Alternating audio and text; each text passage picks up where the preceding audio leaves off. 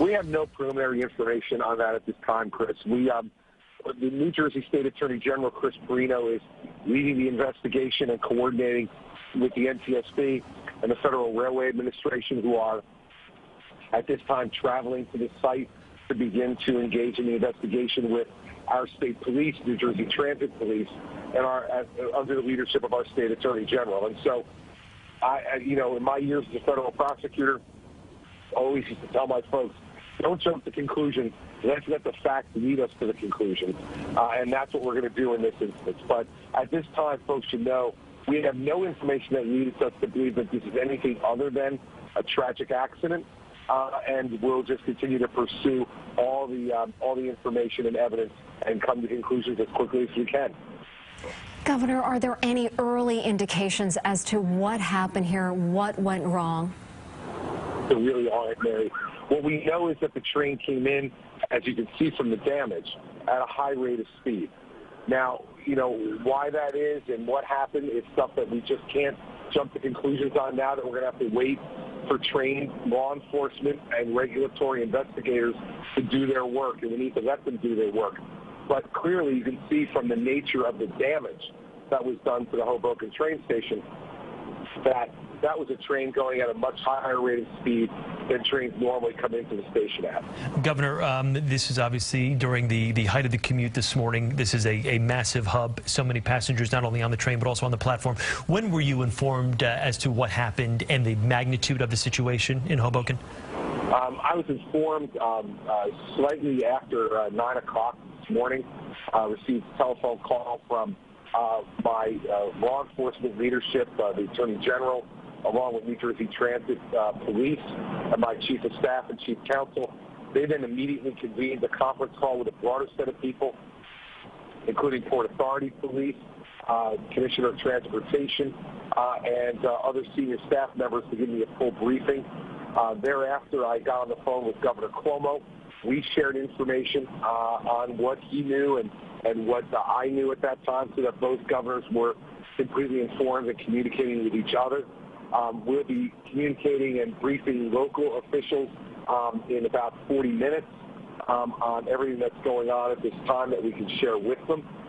And I've been in regular communication with the Attorney General, my Homeland Security Director, and my Chief of Staff in order to keep fully briefed.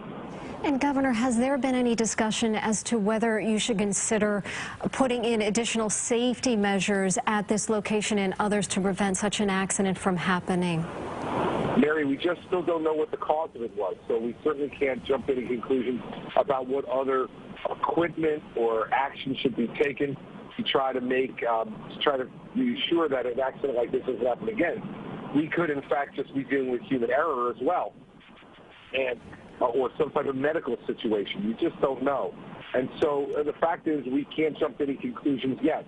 But what I can assure the people of New Jersey is that safety is New Jersey Transit's first goal, and that if there are additional steps that need to be taken based upon the evidence of why this crash occurred, we will certainly take those steps. But we don't have any indication of that at this time, and it would be wrong to jump to any conclusions. Governor, I know you've had a chance to see some of the images from the crash site. Do you have any intentions of going down there for yourself to see firsthand of the situation and just how bad it is? Yes, Chris. I'm going to be there this afternoon. I wanted to give both the local, the law enforcement, EMS, and we sent structural engineers from both the Port Authority of New York and New Jersey and New Jersey Transit to inspect the structural integrity of the station. We don't want to let people into the station until we know that the structure is stable and safe. And I'll be coming there this afternoon to look at it personally. But I wanted to give those people kind of an unfettered right unfettered opportunity, without having all the commotion that comes along with a governor being on site to do their work before I go there. And Governor, as we're speaking to you, we're taking a look at video of those who've been injured. Can we get your thoughts for the families of the victims and also the first responders who ran into harm's way this morning?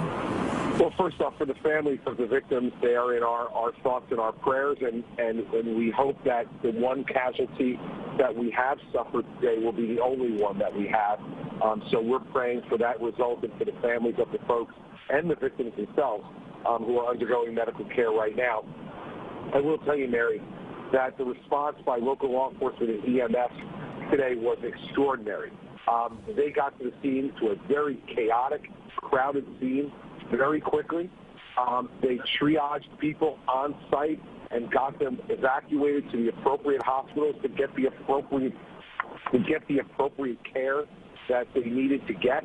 And so, really, we owe a great deal, as we always do, to our law enforcement and our first responders. You know, I think that the unfortunate experience that we've had in this region, going all the way back 15 years to 9/11, then what's gone on with Hurricane Sandy, and then some of the recent terrorist attacks that we just had, has made New Jerseyans and New Yorkers even more resilient, has made our EMS and law enforcement coordinate even more seamlessly, and I believe that lives will have been saved today because of that experience.